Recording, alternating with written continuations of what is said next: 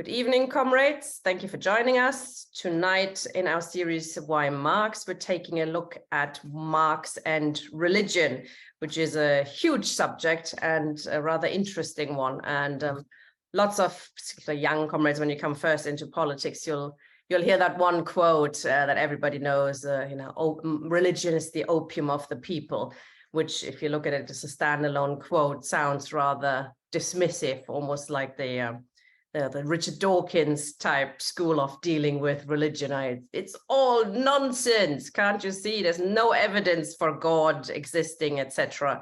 Which is a lot of, young, especially young people when they first come into politics will be drawn to that line of argument. Marx and Engels, however, had quite a lot more to say on the issue. Also, a certain Karl Kautsky had written a whole book on how Christianity came into being. And we're very pleased to have Jack Conrad with us tonight to discuss some of these issues. He's written a book called Fantastic Reality, which is actually about the question of religion. So without further ado, Jack will speak for about 30 to 40 minutes, and then we'll open up for questions and comments from the floor. Thanks for joining us, John. Yeah, thanks very much, Tina. Well, I'm going to begin, Tina's mentioned the opium. I'm going to begin where that particular quote comes from, which is from Marx's contribution to a critique of Hegel's philosophy of right, 1844, from the introduction. And it's a wonderful piece of writing, I have to say. And so I'm just going to go down the first few paragraphs of this introduction and just really begin with making a few comments on it.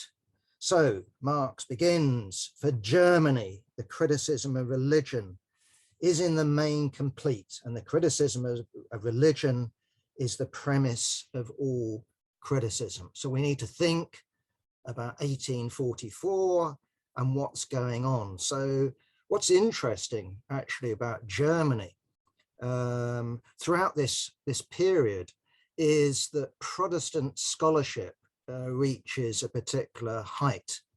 So this is in part a criticism of Catholicism, which, as you will know, believes that God speaks directly, not to you, but the priest, and from the priest comes the sort of knowledge of God.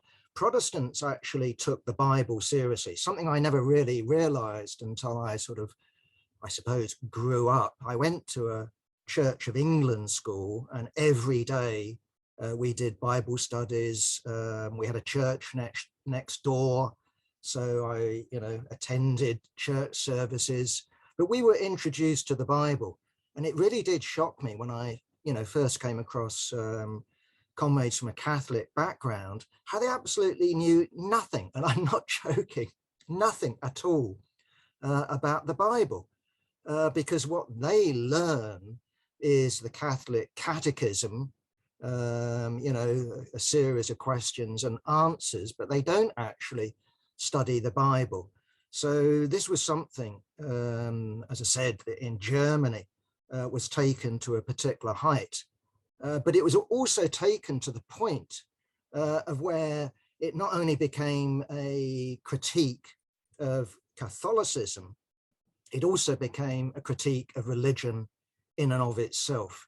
And I suppose, I'm pretty sure, in fact, that what Marx had in mind when he talks about mainly in the main complete, the criticism of religion is in the main complete, is Ludwig Feuerbach.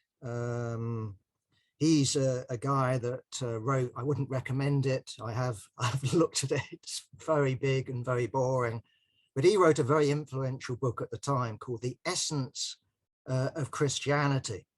And basically what Ludwig got over is the idea that people, what he would have called man creates religion. And what we get in terms of religion is a fantastic reflection of mankind, of people, in the doctrines of religion.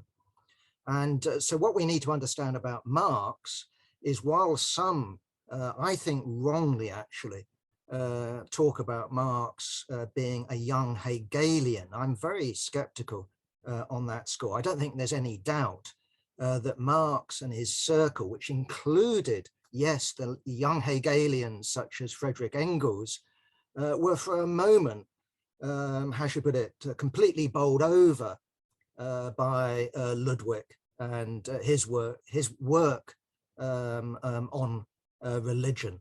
But of course, what Marx did is he sort of took Feuerbach basically as his starting point, and went on famously, of course, to criticize Feuerbach, because the point of philosophy is not to interpret the world, but to change it.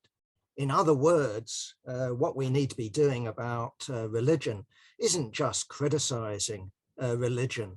That's too easy. What we need to do is understand the conditions that give rise to religion. Okay, so what we have is, the next paragraph of Marx's introduction talks about the fantastic reality of religion, how should I put it, our life on earth finding its fantastic expression up there in the heavens, and not only, of course, in the heavens, but also in the works of religion itself. So Marx says, okay, the basis of irreligious criticism is man makes religion, not religion makes man. And I think I've already described that with Feuerbach. But the point that Marx is making here is that is something more profound. So I'll just read this this bit. This is still in the this is in the third paragraph of the introduction. Religion is the general theory of that world. It is the encyclopedic compendium. It is the universal ground for consolidation and justification. So what I would put forward here is the idea that what we have in modern religion, what I would call religion in class society, is the justification of existing circumstances. But also what religion is something more, because religion is systematically worked out. Religion is logical. Religion can be historical, but it's, yes, it is fantastic.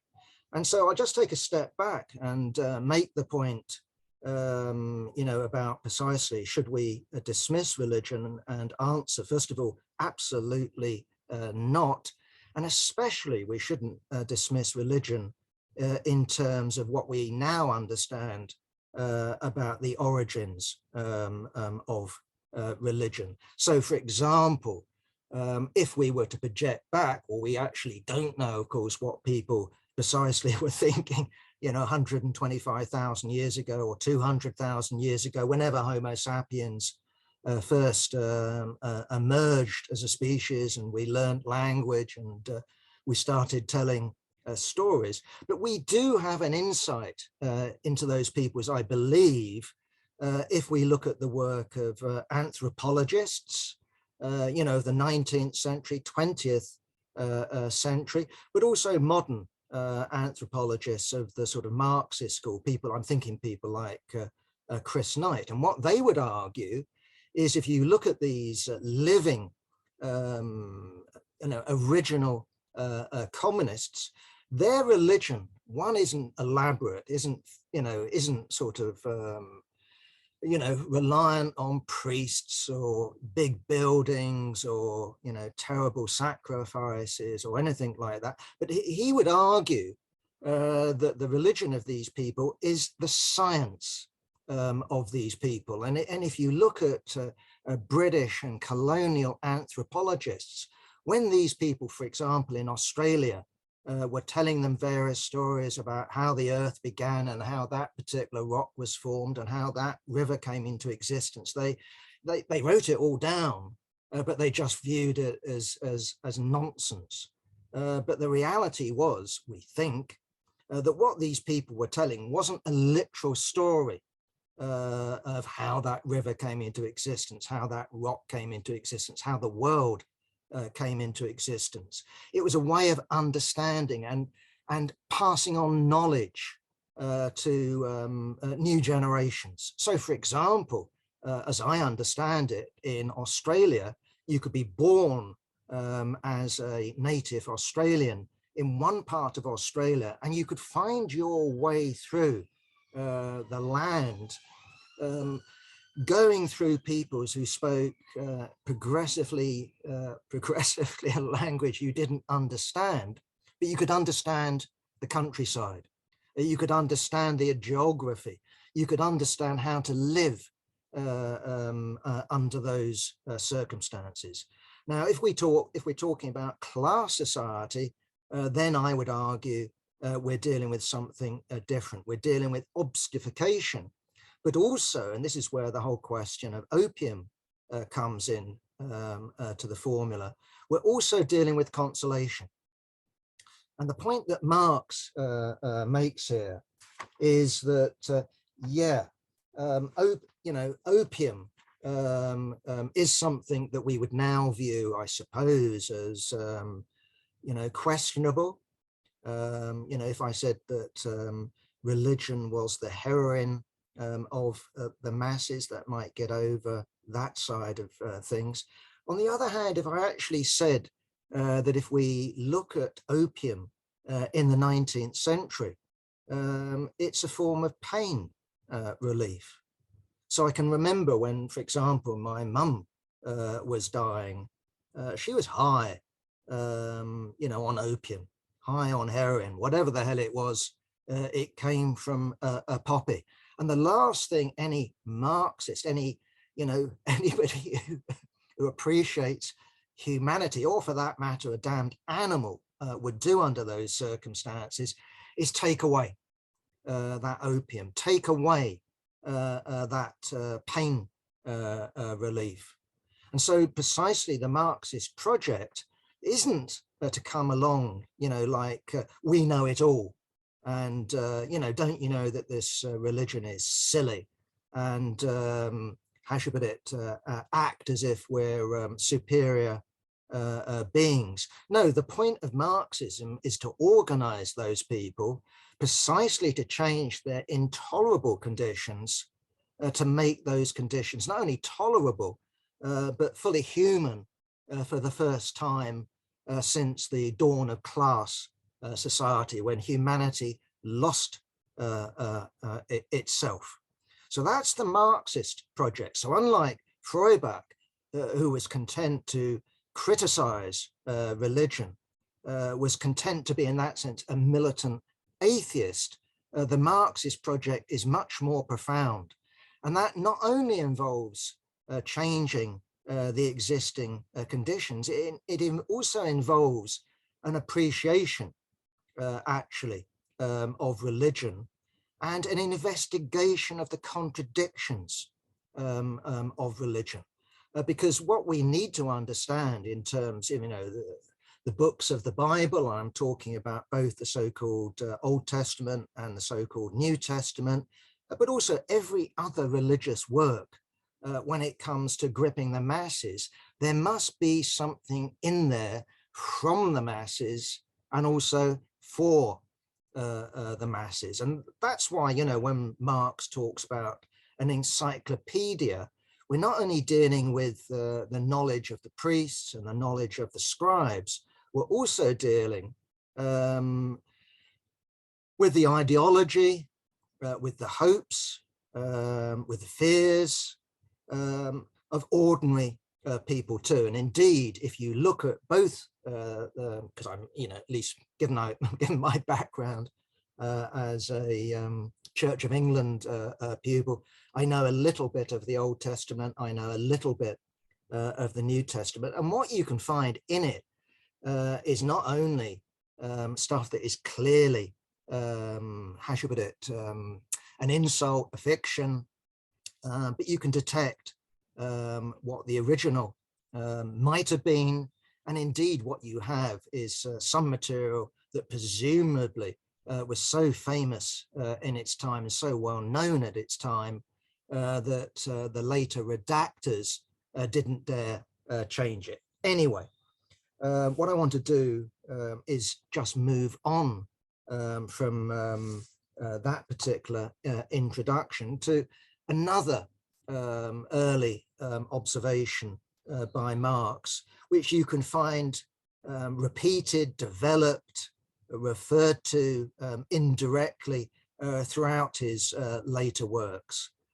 Because what Marx was doing was not only critiquing religion, he was also looking in that sense, how should we put it, at the power of religion, and indeed how religion could take a material form, could act as a material force in society. And indeed, paradoxically, I suppose his most profound observations on that score, which you find in Capital, but also in his early works, is that the capitalists themselves, unlike previous ruling classes, are actually enslaved to the God that they themselves has created. So you actually have got in Marx this idea, and I'll be interested to hear what other comrades think about this.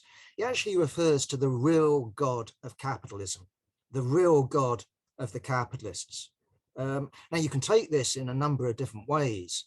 You could take it that actually these capitalists don't believe in Jesus, don't believe in Yahweh, don't believe in Buddha, don't believe in any spiritual being above them. All they're interested in is making money. That's their real God. I would actually argue that there's a truth there, but that's too narrow a reading. My argument actually would be something slightly different to that. And that's the idea that in Capital, what you have is something that actually becomes independent of its creators. It develops a personality in its own right, and therefore Capital becomes a god in its own right. And that is what actually the capitalists worship. They don't just worship making money in some narrow sense. They're actually enslaved to a god of their own creation, which they are not conscious of, but they serve that god more diligently than any Catholic priest or Church of England priest, or Buddhist priest or Hindu priest serves the gods that they profess in.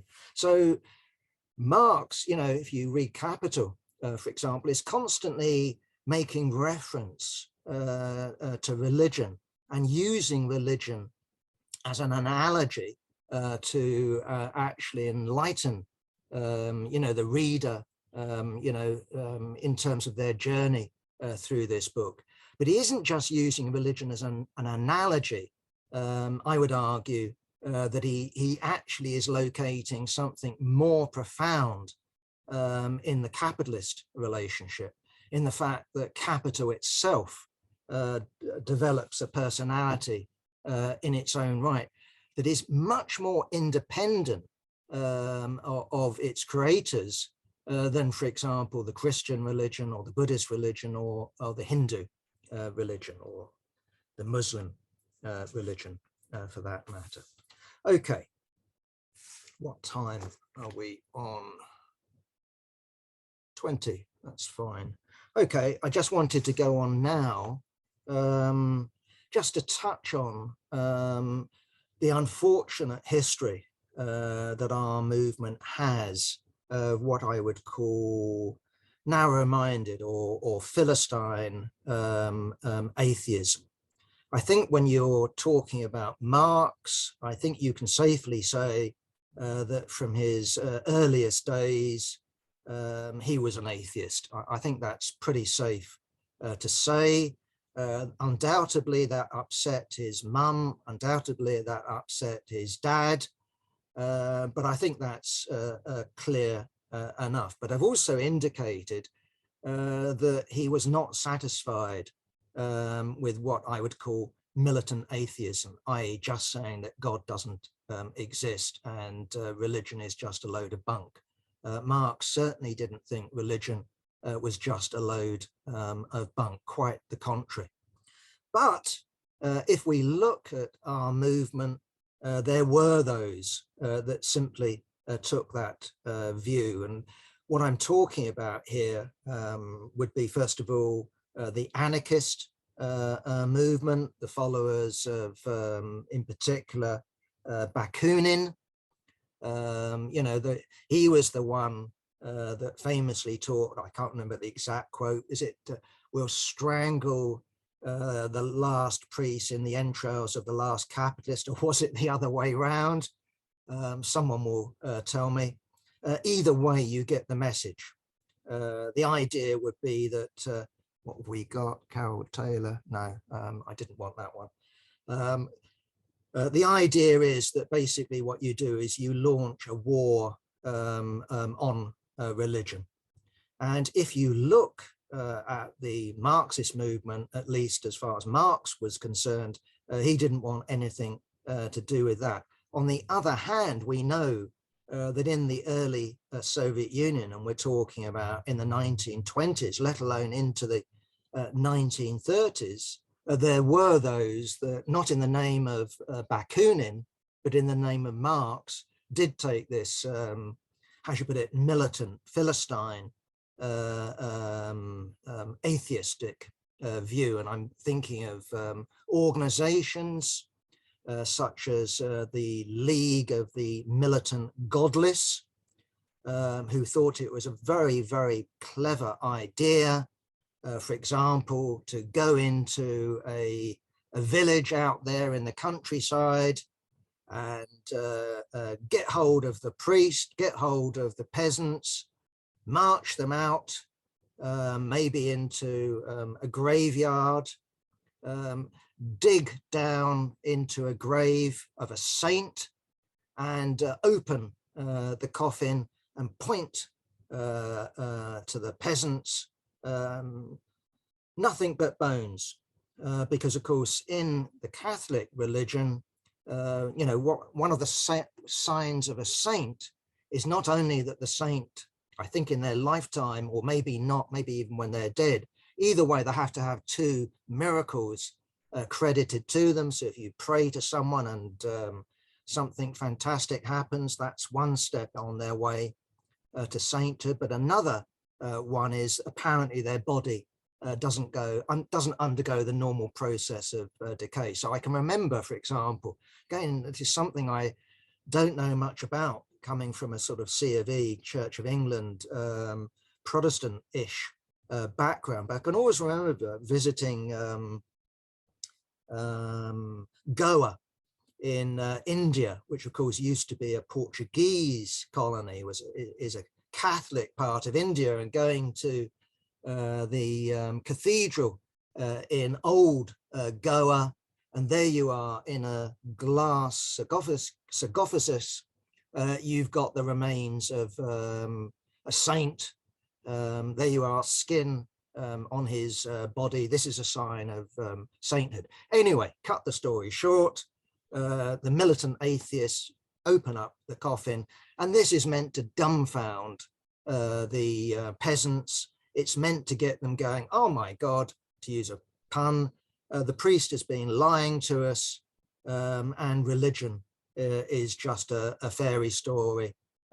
Take me to enlightenment, the League of the Militant Godless. Suffice to say, that didn't disabuse the peasantry, in terms of their faith in the priest. It didn't take away their need for religion. It didn't take away the fact that they lived in conditions of where they needed solace. It didn't take away the fact that their conditions still were of such a nature of where they needed, to use the phrase, the opium of the people. But precisely the point of the Marxist isn't to take away the opium, isn't to act as the sort of enlightened deliverer of all knowledge, but precisely to change the conditions. And it's worthwhile noting, of course, that in his run-up to launching the first 5-year plan in the Soviet Union in 27, 28, Stalin began by launching a campaign against the headscarf in the eastern part of the Soviet Union. This was part of his war on religion, and suffice to say, what it produced was open rebellion. Likewise, in the 1930s, you had many cases of the Stalin state blowing up churches and suppressing religion. All we need to do is to look at the present remnants of the USSR, not least the Russian Federation, and see churches full, new churches, religion prospering. Religion never went away, in other words. And of course, it's the same in Albania, which I think was the only state that declared itself an atheist state under Enver Hoxha. Okay, so just to come to a conclusion, while Marx talked about the criticism of religion in the main being over in Germany, I think it is worthwhile adding the work that Marx's disciples, and Tina's already referred to Karl Kautsky, has done when it actually comes to studying religion in and of itself. And of course, one of Kautsky's most famous books, a very, very good book, it's got its flaws, there's no doubt about that, is The Foundations of Christianity. And what Kautsky deploys is the tools of historical materialism, is the research of not exclusively, but mainly German biblical scholars to actually reveal the nature of the Jewish religion from its origins, the evolution of the Jewish religion, and outlines a probable personality of Jesus, but more importantly, actually looking at the material conditions that gave rise to Christianity itself. And in my own modest way, that is something that I've attempted to do, because of course what we now have is a great deal more architectural, not architectural, what would we call it, archaeological information available in terms of the time of Jesus. And of course what I'm thinking of specifically, but not exclusively, is the Dead Sea Scrolls and the work of Robert Eisenman in the 60s, 70s, etc. So, you know, the criticism of religion is in the main over. I agree with that. But in terms of changing the conditions which lead humanity to need religion, most certainly that isn't over. And of course, I just finished with this observation, that not only is there in Marxism or on the left this idea that you expose religion and that solves it, there has been the idea also that with technological progress, that would end the need for religion. I think that that can be answered pretty easily by using just 3 letters, just 3 words in reply to that idea. And my words are USA. That's it. Thank you, Tina. Thank you, Jack. Comrades, if you have any questions or comments, please put your hand up. That was a tour de force, I think, through a number of issues. Jack, what we usually do is I ask a few questions to get the ball rolling. I know you've just switched your camera off, but if you could switch it back on. Now we have a short discussion, and then we bring in comrades, and you answer them as we go through them. That would be great if you can. So I think it was a really interesting where you described how it's changed under class society. So before class society, religion was used, as you said, as a sort of a reflection of a science approach to try and make sense of surroundings. But it wasn't the same kind of organized religion that came about under class society. That was an interesting division there.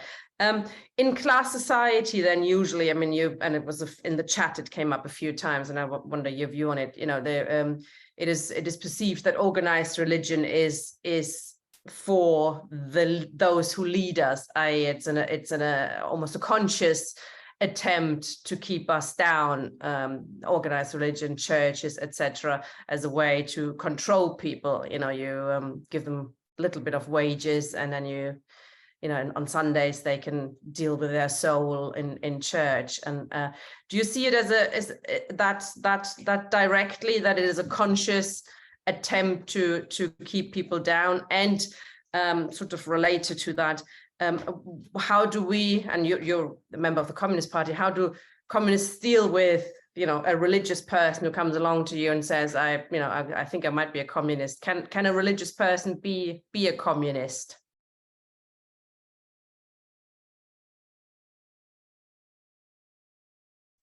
I did the typical thing and switched off me mic. Yeah, very good questions, very stimulating questions. The answer to that, I think, beginning with, you know, is it all a big con? Well, there's certainly that element in organized religion. I think that's undeniable. So, for example, when we have St. Paul, who I would argue is the real founder of Christianity, not Jesus, when he tells slaves to, you know, obey your masters, to me, that's atrocious. When we have, you know, Jesus saying, resist not evil, you know, pay unto Caesar, you know, what is Caesar's, pay your taxes. Personally, I think that's clearly not coming out of the words of Jesus. This isn't, you know, memorized from Jesus. Jesus, in my view, I think it would be, I'm 99% certain, would be saying the exact opposite. Don't pay your taxes. Resist evil. Of course he would have been saying that.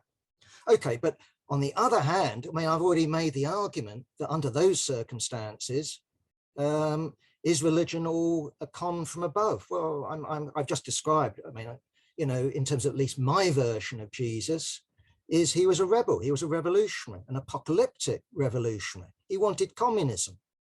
He wanted the meek to inherit, not the meek, I should say, the poor, not the meek.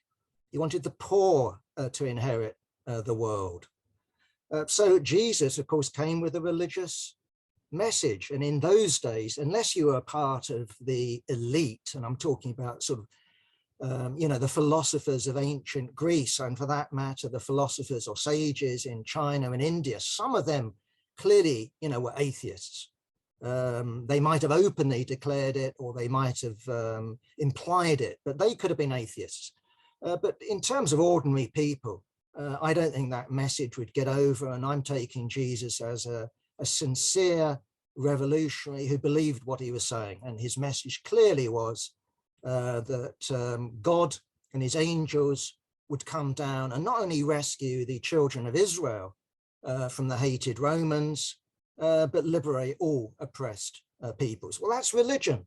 And all I need to say then is, looking at Russia, of course, you had the Orthodox Church, but you also had the old believers. And Lenin, for example, wrote for a paper that was directed at the old believers.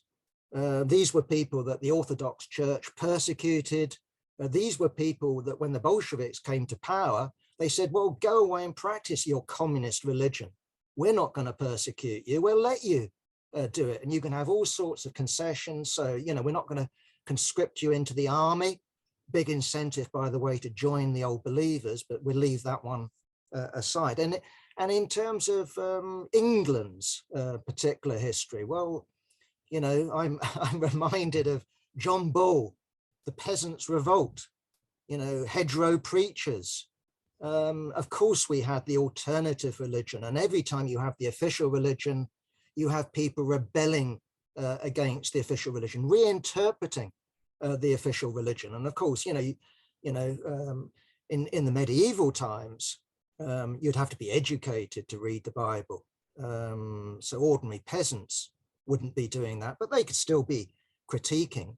But nonetheless, it would be rebel priests that would play that particular role. But of course, in modern times, when literacy spreads, when the reading of the Bible spreads, what you get is a complete upsurge in rebellious religious ideas. So I'm also thinking, again, in terms of English, British history, is the diggers, but most importantly, in my view, the levelers, who clearly used religious, not just language, but they believed fervently, the Bible was the word of God. Okay, last question. Can religious people... Before we get to that, actually, can I ask you then, who put words into Jesus's mouth? If you say, he never said, he probably didn't say, turn the other cheek, those kind of things. I think that what we were dealing with, I mean, I do have to say I am slightly a sucker for Life of Brian, being in its own way a sort of intentional, I don't know, accurate reflection of what life must have been like. There was no one there with a notebook as Jesus made his, Sermon on the Mount, writing down the words of the prophet. What you are dealing with is an oral tradition. And so I would argue that if you take the two versions of the Sermon on the Mount, well, look at one of them and then look at the other and work out what was the more likely message. And we don't know, of course, but we do know from contemporary accounts, again, with all their biases. So I'm thinking of Josephus, who was an aristocrat, but Jewish rebel against Rome, who joins the other side. We've got a very good description of what he calls the Jewish Revolution, the Jewish wars against Rome, and what he describes as all these lower types, go around preaching against the upper class people like me, and they are preaching communism, and they are preaching don't pay your taxes. These people are united with these people called the Zealots. Well, I'm not arguing that Jesus was a zealot. I'm not arguing, that he believed in, some guerrilla struggle. But I am arguing that he comes from what Josephus calls the fourth philosophy. So that would include people like the Essenes, who, again, we don't want to equate with those that wrote the Dead Sea Scrolls, but they would have been a similar sort of thought world. So we need to be careful.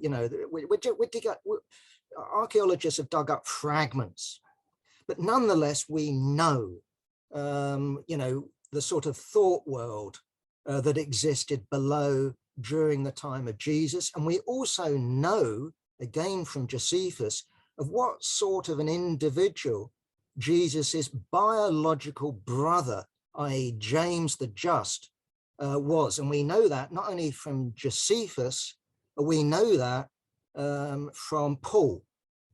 Paul, I think, was a historic character. I don't think there's any doubt about that. Who goes along to the Jesus party led by James, the brother of the Lord. And we can either take what Paul says as rubbish, or we can take it, hey, listen to what Paul is reporting, what James is commanding. He's saying, obey the laws of the Jewish people, obey the taboos, practice communism.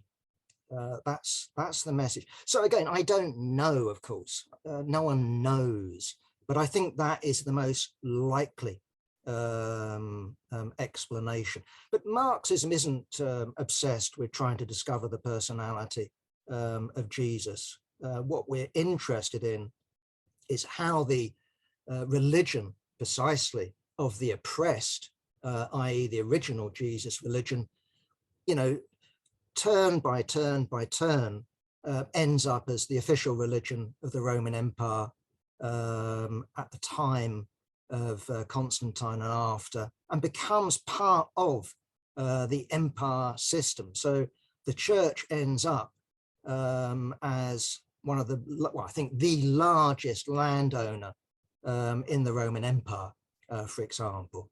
And that is what, you know, the popes and the bishops, you know, become wound up with. But what needs to be stressed is throughout that, there are rebels against it. So yeah. Okay, just lastly, and I'll shut up then, can a religious person be a communist? Well, my precise argument is, well, there's Jesus, there's John Bull, there's millions in historical terms of people who, I mean, communism isn't something that's new. It wasn't invented by Karl Marx.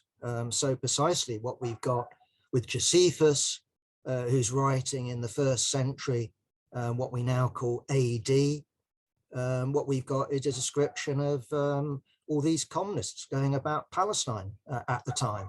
So you can either say that's, he's making it up, but given that there was a rebellion, given that there was a revolution, given that we know the revolution differentiates itself between the poor, led by the zealots, and the rich, you know, led by people such as Josephus, I think it's a pretty good bet that ordinary people tended towards communism. It's a communism of the consumer.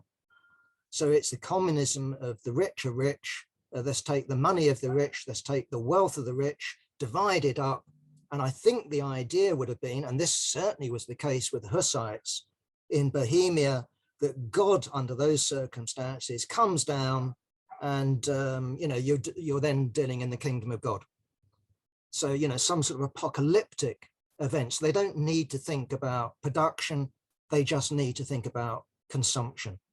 The end of times is near. That's what Jesus believed, and that's what, I wouldn't say the Christians, but I'd say the early Jesus party did believe. Just read, you know, not the first bit of the New Testament, but the earliest part in terms of its history.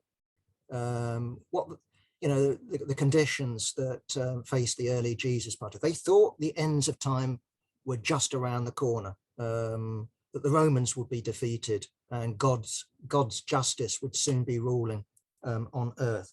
So yes, of course, not only can there be religious communists, we are just the latest in a whole string of communists. We could talk about original communism.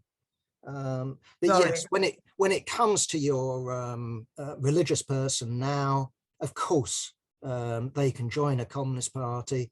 And indeed, in terms of my own organization, not only have we had religious people in the organization, we even had for a short period a Church of England vicar, believe it or not, in the ranks. And we were very happy for him to be in. He though concluded that he could be more influential if he went around with his dog collar and pushed his anti-war message by being a priest or a vicar, rather than being a, how should I put it, a seller of the weekly worker or something like that. But of course, religious people can join the party. All they have to accept is that people like me will put forward arguments that I've done in terms of my understanding of religion. So no, we're not forcing anti-religion, we're not forcing atheism on anyone, but we will stand for the equality between the right of atheists to put forward their views and the right of Christians, Muslims, any religious sect or denomination also to put forward their views. So we are secularists, which doesn't mean anti-religion. It means no state interference in what people believe, no privileges either for atheism or for any particular religion. No banning of churches, etc. No banning of churches. Right. Maria was the first one with a hand up, but you don't want to become a panelist, so I'm just going to allow you to talk now. Do you want to ask a question or make a contribution? Maria? Nope. Okay. Ken then, please. Thank you, Jack. Can you hear me? Yes, yes, we can hear you. Okay. Thank you. A few observations. I was intrigued by your comment about the Catholics not paying any attention to the Bible, because my own experience is that Catholics are rather more assiduous in studying the Bible than some Protestants I know, but I suspect there are many different traditions across the country, and you experienced a different one from myself, but that's a minor observation. In terms of the other things that have been discussed, and I'll get to what was going to be my question eventually. The phrase "render unto Caesar what is Caesar," that was a phrase which came up in a Bible study group I was involved in online some weeks ago. And my interpretation of that phrase, which most of those attending concurred with, was that actually what that means is that nothing is Caesar's, so you don't have to give him anything. So I don't think it was intended as an instrument to subjugate people. I would agree it has been used in that context, but there are different interpretations of it, and the one I've just described was not uncommon, is not uncommon among Christians. You said there were two different versions of the Sermon of the Mount. Well, actually, there's probably multiple versions depending on which text you use. And yes, what we have now is something that was arrived several centuries after Jesus' death as the canon, which excluded many books, many of which had quite different interpretations from the ones we have now. So what he actually said is very difficult to discern amidst all the different translations, the additions that were made by scribes as they copied out the manuscripts, and in some cases deleted pieces that they weren't perhaps happy with. So that would be an entire other discussion. To make a slightly more frivolous response to one quotation we've had, the turn the other cheek answer. The commentary I've seen on that is that there's no instruction as to what should happen if the person hits the other cheek. And there is one line that says, if they do, you hit them so hard they forget their grandmother. But that is allegedly an old Russian proverb, but that may be a little apocryphal. But the question that I began with when I put my hand up was the extent, if at all, to which Marx and Engels made any distinction between what they saw of the German interpretation of religion and the British interpretation of religion, and how far either of them made any comment or observation on that. And I'd be interested in your perspective on that question. Thank you. Thanks, Ken. Do you want to reply straight away, John?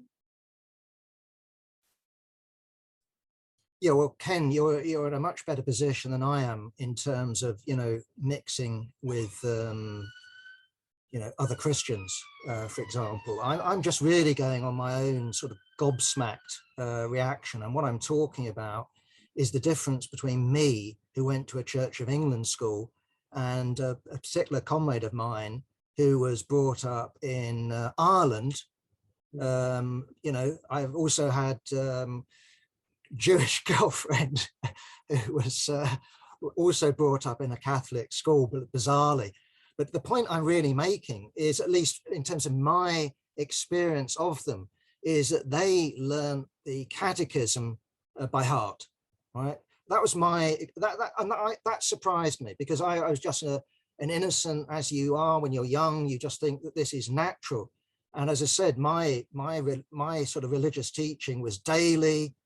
It was banged into us, not in any nasty way, but we were given a systematic, understanding of the Bible, the stories of the Bible, every day, church services and all the rest of it. And I was just amazed that I knew infinitely more about the Bible and the Jesus story or the Old Testament than my Irish Catholic comrade. And so you're no doubt right, especially nowadays. I'm sure there are all sorts of Catholic scholars and people from a Catholic background who've studied the Bible way beyond me. I can't argue with that. All I'm saying is that if we think back in terms of history, if we go back, the time just before Marx, just before the Reformation, then the Bible was not freely available.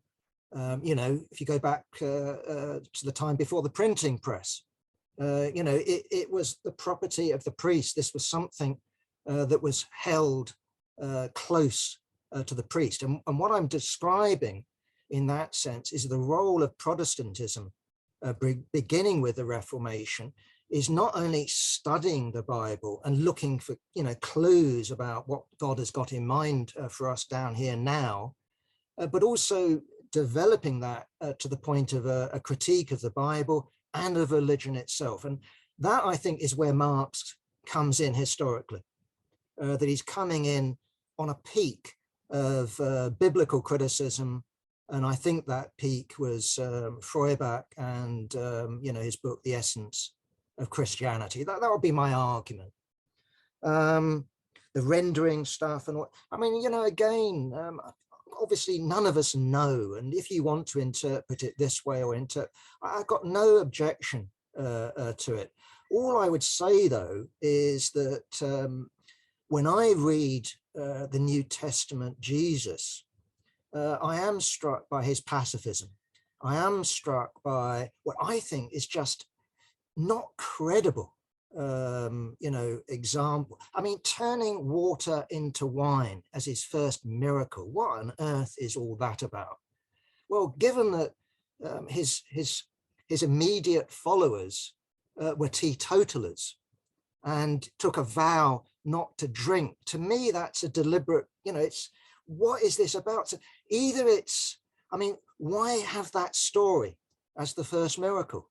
Well, to me, it has to have some significance. And is it a real one? I don't believe anyone can turn water into wine. I'm sorry, I don't believe anyone can do it. So what's the sort of sense of it? And so again, I'm just bringing, well, it's a reversal story. In the same way, the first person, who's a non-Jew, to recognize Jesus as the Son of God, and we are talking about Son of God in a Greek sense, is a centurion. Well, to me, that's just like, what? If you look at the literature of the time, if you look at the sort of thought world of these people, to me, that's the equivalent of, the first person that recognized my, after I'm dead, recognized the truth of this world outlook, was a member of the SS. I mean, the Romans were, excuse my Anglo-Saxon, I'm just lost for words. These are the people that sacked Jerusalem. These are the people that crucified not just Jesus and apparently 2 thieves, but sacrificed thousands and thousands and thousands of resistors in the city of Jerusalem, and then took the leaders of the resistance to the Colosseum and butchered them, in front of the crowd. These people, to me, the word barbaric doesn't quite fit, but you get the point I'm making. So I sort of say to myself, well, why have that as part of this story? To me, This is about Paul and the development of a religion that isn't threatening to the Romans. After all, what we have in AD 66 to 70 is this national uprising of which the followers of Jesus, James and the like, would have been sympathetic with. And so from a Roman point of view, this Jesus religion would have been associated with this most troublesome of people, i.e. the Jewish people. So look, I don't know. So I'm just putting forward, look, here's how I work that out. How do I work out that story? Okay, so that's my take on it. And again, I readily agree with you, you know, that scribes are doing this and scribes are changing this. And I also have read, there's a wonderful Victorian collection, which I'm sure you'll be familiar with, Ken, of the Apocryphal Bible. All the, you know, the Bibles that didn't make it into the Bible, you know, the Testament of Judas, the Testament of Mary, endless writings. And my Victorian introduction to it says, oh, they're just inferior versions. And you read them and you go, well, no, they're not sort of, you know, they are different, as you say. And that's the significance of it. But also what we have is a New Testament that is also different. It isn't some, you know, uniform version. So we're dealing with the putting together of this Bible. We're dealing with the rejection. And having mentioned Josephus, we also know, don't we, that if you take his writings when it comes to James, we know, and we've known for 100 years and more, that someone at some point inserted all this stuff about Jesus. Now, either that was done cynically or in a pious fashion. Again, I don't know. But yeah, this guy apparently was the son of God. And it was because the Jews were responsible for killing him that we have the sack of Jerusalem. I don't believe that Josephus wrote that. No one seriously believes that Josephus wrote that. So again, we have to look precisely at, you know, I'm not saying that the two versions of the the Sermon on the Mount, one's accurate, but I am trying to make the argument that one most probably is more accurate than the other. That when you have the meek shall inherit the earth, or the humble in spirit will inherit, what's that mean? I would say when he says in the other version, the poor shall inherit, I go, yeah, I can understand that. If I'm poor, you know, in the Roman Empire, I understand poor, but meek, you know, poor in spirit, does that mean I'm a bit depressed? The depressed will inherit? So my argument isn't that I know, but I'm simply saying on the balance of probabilities, given all the other stuff that we have available to us, given the book of James in the New Testament, which is full of class hatred, I think we can make a reasonable case for Jesus. And I think we can make a reasonable case for what this, you know, the thought world of these people. Yeah. So again, the other cheek, I don't know, maybe, you know, maybe the original intention was, well, if the Roman turns around and, you know, smites you on the cheek, you know, smash his head in, sort of type idea. Well, okay, maybe. We know, don't we, in terms of the Bible, that Jesus equipped or was perfectly happy with his couple of his disciples to have swords. What's, you know, we got the story about cutting off the ear. What was all that about? My version of it is that Jesus expected, as the priest said when he was on trial, that he was looking for the destruction of the Jerusalem temple. The angels of the Lord come down. There will be a mighty battle. That's what we have in the Dead Sea Scrolls. The Romans, the Kittim, will be defeated, and King Jesus will be placed on his throne to judge the good and the not so good. That's my version of it. Marx and Engels on religion in Britain. Well, I think that Britain was a peculiar place to them, wasn't it? In that sense, I've already mentioned the word USA. And according to their early doctrine, what you should have found, and that's what they would have expected, given their early experience in terms of the British labour movement, they would have expected the Chartists to have triumphed. They would have expected, you know, a sort of materialistic worldview to have triumphed. Instead, what we had is the defeat of Chartism and, you know, the growth of religion in the working class movement. And so, yeah, I think that you know, while they could come up with various explanations, the British did present them something of a conundrum. I'm not suggesting for one moment, by the way, that Marx and Engels were crude materialists, but nonetheless, they had to explain it, and it needed explanation.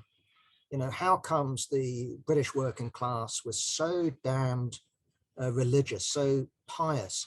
And you can read, I'll finish with this, you can read the Russians coming over to Britain, you know, like Trotsky comes over, doesn't he, and goes out with Krupskaya and Lenin to some working class church. And I always remember this description. And he says, this is Trotsky. And some preacher who's just been in Australia tells us that Australia is the promised land. Remember, this is the first country with a Labour government. And Trotsky just goes, oh my, well, he doesn't use the word, oh my God, but he just as well, all this spiritual nonsense, you know, came out of his mouth, went up the chimney. And from his point of view, it was just bunkum. And so he wasn't out to explain it. He was just sort of gobsmacked by it. And so I would say that, you know, Marx and Engels, although they lived in Britain, and had to get their heads around Britain, you know, they didn't put themselves that much out to really grasp Britain. Although it should be said, I don't know, maybe other comrades will know what the relationship of Engels was to his, I'll use the word, two wives who were Irish nationalists. And I don't know whether they still retained any Catholicism. But anyway, I'm not going to tread in. I'm not going to tread on territory. I don't know what I'm talking about. That's enough. That's enough. Thanks, Ken. Thanks, John.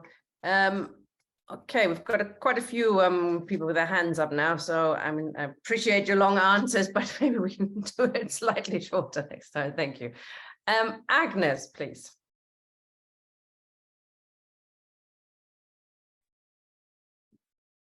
Am I unmuted now? Yes. Hello. Brilliant. Thank you, thank you, thank you. Just a question. So, Jack, you mentioned that young Marx was an atheist and he probably upset his mom and dad. So, question number one, what do we know, what religion did mom and dad practice? And do we know if Marx ever specifically tackled Judaism? That's it. Yes, but thank you, Agnes. Shall I take another question? Tony.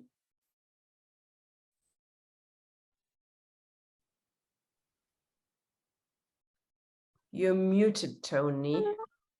Problem with your microphone again. Can't hear you. There's a slight peeping birdie noise in the background, but nothing. Do you want to try and restart or something, because we really can't hear you, and I take somebody else? Yeah. Carol, please. Yes, good evening. Thanks very much, Jack. I just want to come back to a few of the points that you made and Ken made about the fact that the coin story, or the very fact that they were asking Jesus about should you pay taxes, indicates to me very much so that he's been telling people not to pay their taxes. And really, when he took that coin, one of my interpretations that I've read, when he took that coin, it had an image on it. And you weren't supposed to have any images on any coins in the temple at Passover. So the minute they gave him this coin that had an image of the emperor on, he had already won the argument. And he was basically saying, yeah, well, this coin belongs to Caesar. Give it to him, but nothing else belongs to Caesar. So he was actually saying that in his actions. The other one people have been talking about is turning the other cheek. Well, this was actually quite a passive resistance technique, because when a superior wanted to hit an inferior, it was with the back of the hand.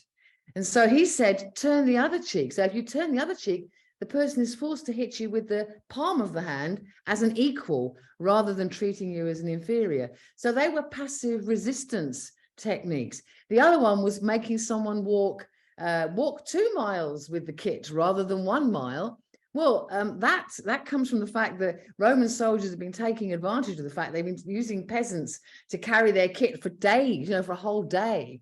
And so there were severe penalties if you asked a local to carry your kit for more than 1 mile. So if the peasant then carried on and said, no, that's fine, I'll take it another mile for you, the soldier would actually would come under penalties for behaving like that. So these were all passive resistance techniques.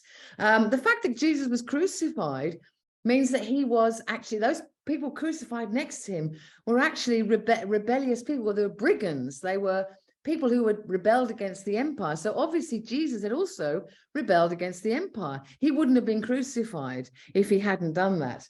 And you'll talk about primitive communism. Absolutely, in Acts, the early Christian church, there's a verse from Acts which says, from each according to what they have, and to each according to their needs, which is like a phrase from the Communist Manifesto. So definitely, yes, the early Christian church was communist. There's absolutely no doubt about it. And Jesus was a revolutionary, and he paid the price, the revolutionary price, for what he preached. So thank you very much.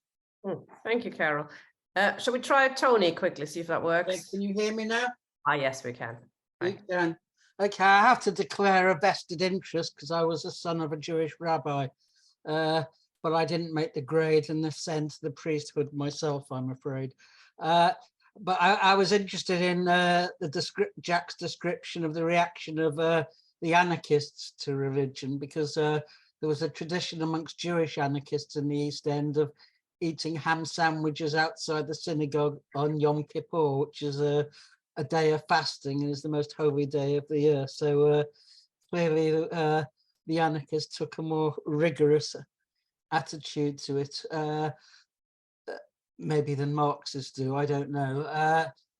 As regards Jesus, I mean, I think we can speculate all we want to about someone because we have no way of ascertaining whether he was a revolutionary, whether he was a reformist, what role he played within the Jewish community in rebelling against the priests and so on. I mean, in a sense, this is all speculation. And of course, the New Testament and the various books that make it up and don't make it up were written afterwards. They're written, if you like, back into history, and the people who wrote them have their own interests at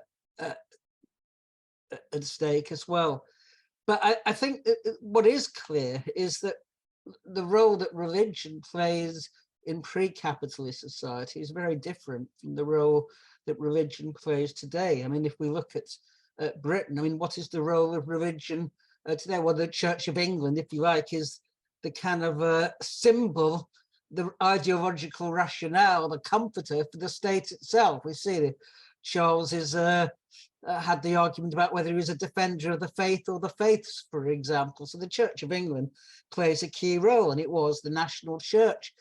Similarly, in Germany, where when Hitler came to power, I mean, you had a Reich Church, which at first was the majority of the Protestant church. And then, of course, you had the Catholics. It was the Catholics who defended the Old Testament. I can remember a quote that Cardinal Faulhaber, who was the leader of the Catholic Church, made a pungent defense of the Old Testament because the Protestants disavowed it. They said it was a Jewish Bible, and that they fiercely resisted the idea that Jesus was Jewish, for example, although, of course, Confessing Church, which grew up as a result of much of that, rejected those theorems. But in essence today, I mean, and also in the past, I mean, religion has served, two functions. It's both the sigh for the oppressed, the soul of the soulless world, the heart of the heartless world, which goes with the opium of the masses.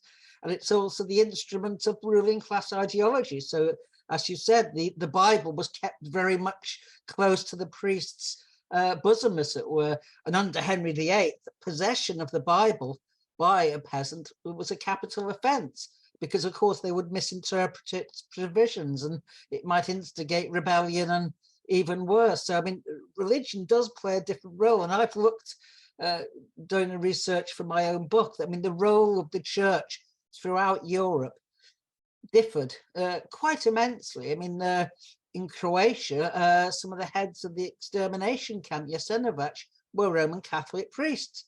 In other parts of Europe, the Roman Catholic Church took, like the Netherlands, for instance, they took a very principled stance against the Nazis at some cost to themselves. So, and the role of the apostolic nuncios, I mean, it was generally a very progressive one, and I've contrasted it with the Zionist movement itself, whose role was anything but progressive. So I don't think we can generalize. I mean, we know that. I mean, the Catholic Church in its majority supported Franco, but there were those who didn't support Franco. And of course, there was the theology of liberation in Latin America, which was certainly seen by many as revolutionary. But I was just intrigued by your answer to Tina as to whether a revolutionary could also be religious.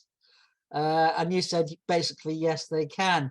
I would like to slightly disagree with that, because I think if someone is religious and they do believe in divine intervention and the supernatural and so on, that is actually a contradiction with Marxism and rationality. But of course, people, I mean, there's such a thing as cognitive dissonance, and people can hold differing ideas in their head at the one and the same time without any problem. I mean, people do that all the time, of course. So I just say that religion does have a different role, and you see that. I mean, I give a lecture myself on the role of religion before and after Zionism, to see how religion adapts to the existing society. I mean, religion is also a reflection of society and a reflection of the changes in that society. So Reform Judaism, in the I think it was 1888, the Pittsburgh Declaration of Reform Judaism, which is the Judaism of the Jewish bourgeoisie, firmly rejected all the ideas of Zionism, that the Jews were a nation and so on and so forth. But today, of course, it's as Zionist as anyone else. And the Orthodox overwhelmingly rejected Zionism as a secular nationalist idea, a form of idolatry. Today, of course, the Orthodox who are opposed to Zionism are in a very distinct minority. So, I mean, the Jewish religion has changed, and the Protestant and the Catholic religions have changed. I mean, you see that in Ireland, where Catholicism, the religion of feudalism, was also, in that sense, the religion of the Republicans movement and the nationalists. And that's why the Pope, I think, supported William of Orange at the Battle of the Boyne, for example. Politics came first. So I'll leave it at there, and I'll be interested in what Jack has to say. I suggest you're coming in now, because it's adding up quite a lot of material, and there's still 3 people who want to speak. Thanks, Tony. I shall obey your instructions, Tina, and keep it brief. What religion were Marx's parents? Jewish. So that's an easy one. And you know, what we have certainly with his mum is that she, you know, was a believer. Either way, yes, did Marx write about the Jewish religion specifically? Yes, a whole number of different instances. Most famous and definitely worthwhile investigating, and that's on the Jewish question, which of course is being used as we speak against us. Because Marx has phrases in it about the Sabbath Jew. Basically, his thesis was that the Protestants and the, how should I put it, the caricature of the Jew in medieval times, just being interested in money, were the same. The Protestants were no different to this caricature Jew. But what he was also arguing for, which needs to be stressed, is the liberation of Jews in Germany, end of religious discrimination against them. And that was against people who said, no, no, no, the Jewish religion on the left, the Jewish religion is so backward, so pro-capitalist, until they reject their religion, they can't have equal rights. And Marx was making the argument in that pamphlet, no, equal rights, full stop, should have equal civil rights. So he had no illusions in the Jewish religion, no illusions in the Protestant religion, but yes, stood for equal rights and no religious discrimination. That is the point about that particular pamphlet. Yeah, I'm not convinced in terms of Carroll's thesis. I'm not convinced either that Tony is right, that we just don't know. I think that we obviously don't know in any definitive sense, but I think we know in the broad brush stroke sense of it. I think we can be pretty certain that he was a rebel. I think we can be pretty certain that he wasn't a reformist. I think we can be pretty certain that he was a revolutionary. I think we can be pretty certain that he was a communist. But I'm not convinced that what his doctrine is of some sort of passive resistance. I can see how you can read that into it. I understand that. But my own take on it would be that Jesus was part of this thought world that ended up in the Jewish revolution of 66 to 70, the sort of thought world that we see in the Dead Sea Scrolls, and the thought world that erupts every now and again in the Bible itself. So, for example, before he's executed, what do they charge Jesus with being? In my view, they're charging him with being an apocalyptic revolutionary. He wants to bring the temple down. He wants to rebuild it. He wants a new world order. Is that put in by later scribes who want to make the religion more acceptable to the Romans? Or is it something that is so deeply remembered that it can't be changed? Well, again, we don't know, but you can weigh up possibilities. You weigh up probabilities. So, of course, we don't know. But I think we can come out with a reasonable argument that, on the weight of evidence, we should go with. Yeah, I agree again on this particular question with Carroll very much. The Acts require rich people are coming over to the party, to the Jesus party. I won't call them the early Christian church, but the Jesus party, to give up all their wealth and to give it to the party, who then distribute it to the poor. And what they seem to be doing is giving the poor a meal every day. They're feeding them, not just with a wafer of bread and a sip of what was now wine. They're giving them a meal. And that went on for some considerable time. That's my understanding of the early church. This time we're talking about the church. That was at the time of the Acts, and it goes on. Okay. Yeah, in terms of can religious people be revolutionary? Well, I've really made the argument, Tony, that not only can they, but of course they can be. And not just in ancient times, not just in medieval times, but also in current circumstances. I mean, was James Connolly religious? I would sort of say, yeah. Was he revolutionary? I'd say, well, yeah. So I really don't have a problem with that. I don't equate myself, calling myself a Marxist. I call myself a Marxist. I don't fetishize it, but I don't equate that as being the only revolutionary that exists in the world today. I mean, anarchists are revolutionaries, at least most of them that I know are revolutionaries. And just lastly, I loved your anarchists. I mean, I've heard of this story. This is Is the name right, Tony? Is it Roland Rocker? Anyway, Rocker, the anarchist who would precisely stand outside. I don't approve of it, but I sort of, in my more infantile. Rudolf Rocker. Rudolf, thank you ever so much, Tina. But yeah, eating ham sandwiches. So yeah, I don't believe in insulting religion, though. I think that's much more, aligned with the League of the Militant Godless and all the rest of it. So while I have a sort of sneaking sympathy for them, and I love people who rebel, nonetheless, I don't think that that is something that we would approve of, because we are out to mobilize the mass.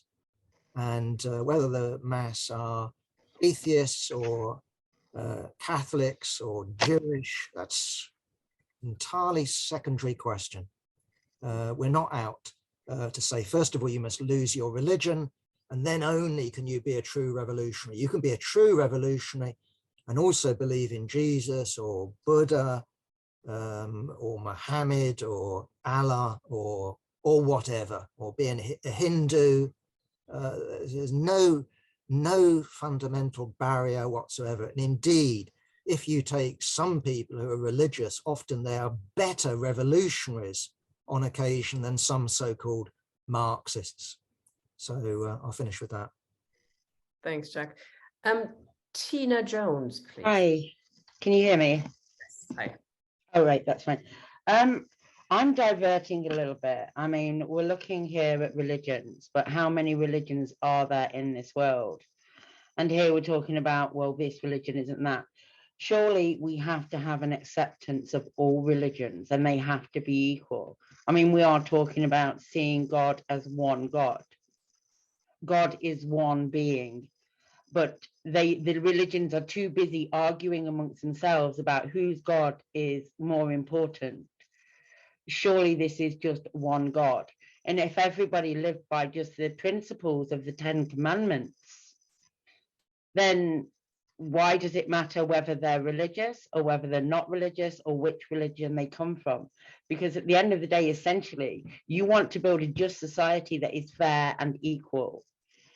So it's like you cannot afford to be an atheist, or you can't afford to say, well, my God is my God because he's Jew, and there has to be an equality of all religions.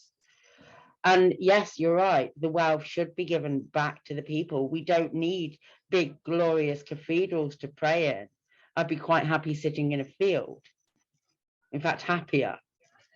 And I think that the way that religion is used as a form of control in the past, and in some ways still is, when you still have wars over who is the right God, when I just find it, where somebody was mentioning, well, Judaism to Zionism, what difference does it make if your God is just and fair and you're living by those simple rules of treating everybody fairly and equally?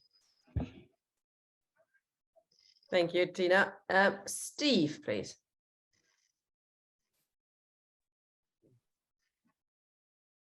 Hi, Jack. I've got to. Hi, how are you doing? All right, fine. Yeah, excellent talk. I'm not really going to. I wanted to add a couple of things, but not really challenge anything you say, because I'm largely in agreement. I've heard you develop these arguments before. The couple of points I wanted to make, just to perhaps emphasize the difference between the suppression of religion, which is what I think you said, really, anarchists and Stalinists think that religion can be suppressed, and that ultimately leads you to violence, it leads you to terrorism. And even if eating ham sandwiches is not really violence as such, it still belongs in the same sort of ballpark, as opposed to what I think is a much better word that Marx and Engels use, which is withering away. The idea is that with the idea of a religion withering away, it might sound like it disappears naturally without struggle, but it doesn't mean that. But it withers away so that it has no function. It becomes useless. It becomes redundant, and people don't need it anymore, rather than it being suppressed, as it were. But in order to do that, as you've already said, in order to do that, it's the class struggle that allows the withering away to take place. It's the fact that people are taking control of the society that they can do that. So, I mean, I think that withering away term is a very important one. And I suppose I'll go back to another point. You can have religious people in the party, but the party is not the party of God. It is a secular atheist party, but if it's a secular party, then of course religious people can be, in the way that Tony explained it as well. Of course, we all live contradictions. We all have contradictions, and of course the party should have and should welcome religious people into it, but not if the religious people took over and turned it into the party of God. I think that would be slightly problematic. So the Communist Party differs from the Jesus Party, that it's not a party of God. And then my last point, I think, is this that I think one could analyse I'll go take up to the monarchy, that the monarchy is a kind of secular religion. You could almost analyse it in exactly the same method that you've taken there, Jack, to discuss religion. I think it serves a very similar function. It's rather like we've got this secular religion in which the king is the god, although obviously not the god. And I think that is something that we have to, in England, where we have a monarchy, we have to sort of have that analysis as well. And you need the history of monarchy, and you need the historical materialism that you've given us by taking it seriously, to go deeply into the history to expose and show what's happening. Yeah. Thanks, Steve. Good points. Mark, please. Good evening, everybody. A few points. I would suggest that across working class communities, the main religion at this time is football, to be frank, and I think it has been for absolute decades. But that's just as a slight aside. I also think perhaps not enough has been done by the speaker. I thought it was very good. But is religion not just another different form of politics? Is it not in itself intrinsically political? And it can't be anything else. And I'm not sure you actually highlighted it to the extent that I feel it should have been. Believe you me, you live in Glasgow, Steve, for I can see on there, so it's religion up in there, that's for sure. The thing I also found, I mean, I stopped believing in God when I was 6, and I spent the next decade at school trying to not be allowed to drop out of school assemblies. It was a battle I constantly lost at that particular period of time, because my dad wasn't religious. He never was, and it was never a part of my upbringing, unlike my Catholic mates, for which it was a very big part of their upbringing. And most of them spent the rest of their lives trying to overthrow that background in to some extent. They don't like actually that it hangs around them for the next 50 to 60 years. I also think that there's a situation where many people just dip in and out of religion, which is forgotten about. I can give you my best mate's tale, Jim Fox, who was a Catholic lad, who then joined the British Army. He hadn't really believed in the thing. He got sent to the north of Ireland, and he was involved in kicking indoors down Belfast, for which he then sort of stopped believing in God. He wasn't really sure, wasn't certain of that. He got drummed out of the army, although he didn't get specifically drummed out of the army. Him and 3 of his mates then started taking copious amounts of alcohol and dope, and were thrown out. So they weren't politically thrown out, they were thrown out for being off their heads, basically. And then over the rest of the years, he sort of believed in God, didn't believe in God. By the time that this century came around, he didn't believe in God. So I got him to write a little book for me about how religious ideas continue to persist. And I knew what would happen. He brought us back to us. We sold a couple of thousand, and he said, "You'll never guess." And I said, "Don't tell me you believe in God again." So he changed his attitude to believe in God. So for the next 20 years, he believed in God. Anyway, he got cancer. By the time he died, I actually had to tell his wife that he didn't want a religious ceremony because he didn't believe in God anymore. And I suspect a lot of people do that throughout their lives. They become religious, they're uncertain about the whole things, and they therefore overthrow it. It's a bit of a pick and mix, isn't it? In some respects, it's a bit like you join a trade union for an insurance policy, and I do feel that's the case. And What I do feel, of course, is that it's very difficult as a non-religious person to change a religious person's mind. I think they automatically put up a barrier if you start doing that. But I would like to state that throughout my political experiences, there have been significant periods of time where right-wing religious groups have made things particularly problematic. When I went to college in Birmingham in my mid-20s, for example, the Indian Workers Association fought a constant battle with the struggle around Khalistan, which is a religiously inspired movement. Now, the Indian Workers Association, which I did a lot of work for, they were very proactive in arguing against religion, because in India, they had seen how religion had actually got the poor to identify with the rich.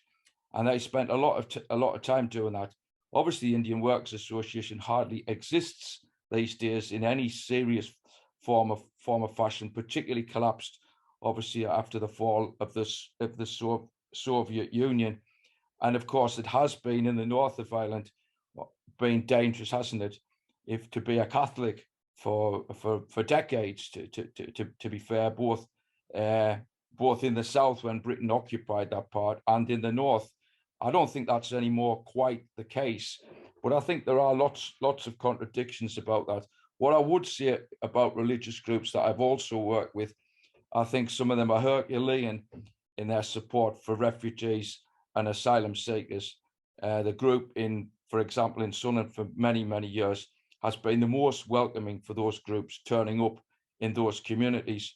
When a friend of mine was stabbed to death at the top of my street, Payman Bomani, the Labour and Trade Union movement, not one of them, not one single MP or councillor in Sunderland would identify with the campaign and the pickets and protests we had about him being stabbed to death. And I mean that, not one single one, in terms of the situation. Whereas the religious groups were bold enough and brave enough to actually come on the events. And those events were pretty scary on occasions. People would turn up and say that not enough people had been killed. And many of the refugees and asylum seekers basically moved down to London, and the policy which was adopted under New Labour to send them to places like Sunderland without providing additional resources eventually collapsed. When I moved to Halifax, what deeply disappointed me was when I went to some meetings which were organised locally by the Respect Party and Stop the War, where during those meetings stopped for prayers, and I couldn't get my head around that. I really just couldn't get my head around it, and I dropped out of going to those events because of my dismay and disappointment about that. So those are just a few of my own observations. Yeah, that's it. Thanks for your time. Appreciate that. Thank you, Mark. John Fitzgerald, you don't want to become a panelist, but do you want to speak? You can now speak if you wish. Yeah. John? Yeah, hi. Hi. Yeah, I'm happy to be a panelist. Well, I've asked you to become a panelist, whether you have to click the button to become. Join as panelist. Okay, hold on a second, that will be our last speakers. Anybody else wants to come in? Get your hand up quickly. That's going to be the last round now. And then we get John to sum up. Okay, John, if you could switch on your camera. That would be great. There you are. Okay. Hi. Yes, we can see you now. You just need to unmute now. Yeah. There you go. Okay. Yeah. I've been sitting here for a while, and yes, what Jack's introduction and so on. Yeah, it kind of makes you really think as to the particular times that we're talking about, the development of Jesus Christ and so on, and the development of Christianity, out of the came out of the Roman Empire. I kind of like, as Jack says, we don't really know how much is actually true. And when I've as a sort of person who's not an academic, not a researcher, haven't read a great deal about religion, I kind of just like to keep it simple, really, I suppose. What I was thinking about was the Romans.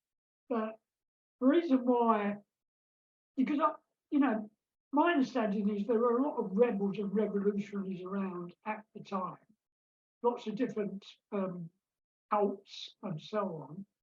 But the reason why Jesus Christ became a threat was because he had the idea that you can actually only believe in one God. Whereas the Romans believed in many gods.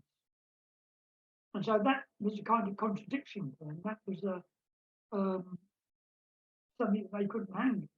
Whereas there were lots of other people who had their own ideas as to, a different world and so on, and cults and so on. So it's kind of, when I grew up Catholic, and when I was young, I actually kind of really did enjoy all the mystery and wonder of it before I, decided that it wasn't mine, for me. And I kind of was interested in the idea that Marx was actually attracted to Spartacus. Spartacus, that seemed to me like very much a revolutionary too. Anyhow, I thought I'd just make those points. That's it. Yeah. Thank you, Conrad. Okay, thanks everybody for contributing. I think there's quite a few things so that Jack can now reply to still, and perhaps you could also sum it up roundly if you wish. I think I just reply to what comrades have said, because I've said what I've said. Okay, in terms of what the other Tina was saying, well, of course, there are, I don't know how many damn religions there are. All you can say is that there are endless different religions, and just like there are, I suppose, gradations on the left, But the point I would make is that as a communist, as a Marxist, I would put an equal sign between them as far as the state is concerned. There should be no discrimination by the state in favor of one religion against another religion. I'm not going to say that one is a real religion, the other one is a cult. One's legitimate, one is illegitimate. No, there has to be equality between those of religion and those like myself of no religion. So religious people don't have any right to persecute and shut me up. I don't have any right to persecute and shut religious people up. But on the other hand, the idea that we're all meant to believe and adhere to the 10 Commandments, well, I couldn't go through all of the 10 Commandments, straight away. But one that comes to my mind would be thou shalt not kill. Okay, if that means I shall not murder my neighbor, I obviously agree with that.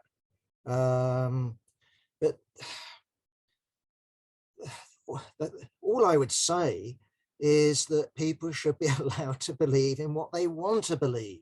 And I'm not going to lay down, well, all you need to do is believe in the 10 Commandments, or all you have to do is believe in, I don't know, how many articles for the Church of England? Is it 49 articles of the Church of England? No.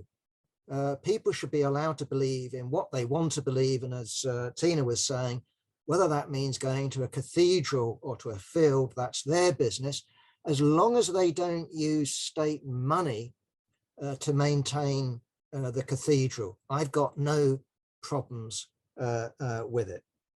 Okay, Just lastly on what Tina was saying, and this really brings me on to what Mark was also making, and a very good point, Mark.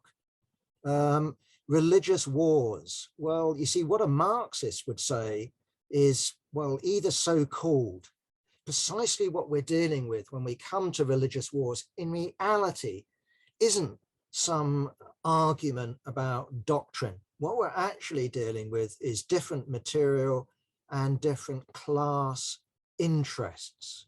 That's what a Marxist would argue on that one. So in other words, if we look back at pre-modern times and the religious wars in Europe, what we're dealing with is different factions of the ruling class. We're dealing with a rising bourgeoisie.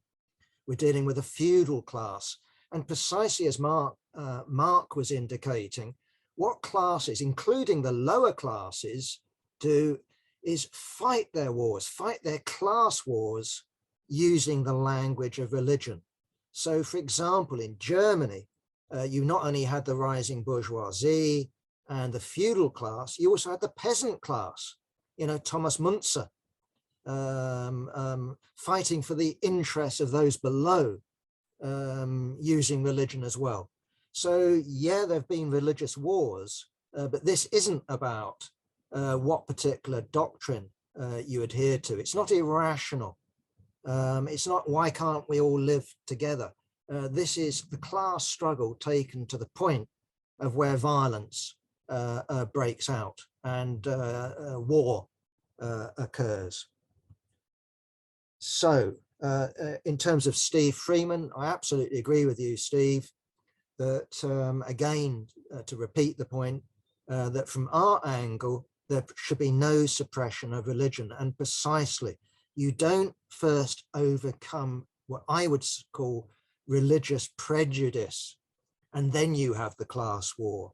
You have the class war, and then you overcome religious prejudice. So you can have, in terms of a picket line, people of all religions on the picket line. And you don't start off by saying, well, are you an atheist? No, you say, we're the workers, they're the scabs, we're going to unite, and we'll recruit the scabs to the picket line, whatever their religion happens to be.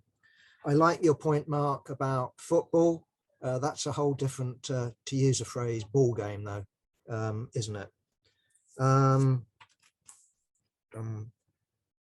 Yeah, and again, I agree with your appreciation of the bravery of some religious people. And again, when some sort of crude Marxists, so-called Marxists, I could, you know, call them, when they say, oh, all religion is backward, all religion is all about the ruling class. Well, you know, what about, for example, the US civil rights movement and the role of Black religion in the United States, not only in the 60s, but going back, you know, to the time of the Civil War and before. So, you know, again, we don't take a blanket view and shouldn't take a blanket view. And so, yeah, of course, when it comes to contemporary politics, religious people sometimes make a, you know, tremendously brave and principled and admirable stand. I've got no hesitation in, you know, respecting them and supporting them. Yeah, that's a good point. Just in terms of what John said at the end, I didn't quite pick everything up you were saying, John, because of the sound quality, or maybe it's my age, I don't know. But I would make the point that Jesus was by no means the first to come across the idea of only one God. So, for example, if we take the religion that he came from, that he adhered to, the Jewish religion, we know that in ancient times, it had many different gods. There's no doubt about that. That's what archaeology shows. Indeed, it's in the Old Testament. You know, the old religion keeps reappearing for whatever reason. Nonetheless, you know, what got the Romans when they encountered the Jews was not only did they have one God, But when they broke into the inner sanctum of the temple, there was no idol. Where is your God? They're expecting to find some image of this God. So not only did they have one God, they had a God that had no image, no material representation. They found that hard to get around, in terms of their heads, true. Nonetheless, I would make the argument that if you take amongst the ancient Greek philosophers, I made the argument that some of them arrived at atheism, but an awful lot of them arrived at the idea that all these, Olympian gods, and there's 12 at the top, and no, they said there's only one God. So you had atheists amongst the philosophers, you had monotheists amongst the philosophers. And indeed, you look back at ancient Egypt. I don't know if anyone's seen the Philip Glass opera, Akhenaten and Aten, the one God. So, no, Jesus certainly wasn't just an advocate of one God. And indeed, I would make the argument that when we look at the emergence of monotheism, that we ought to be very critical of it, because I think what it reflects precisely, that was my original argument, is it's got less to do with us understanding some reality about the universe, what's up there, what's down there, or something along those lines. And it's about where we're living. And of course, what is going on in ancient Egypt to see this emergence of monotheism is the pharaoh cult.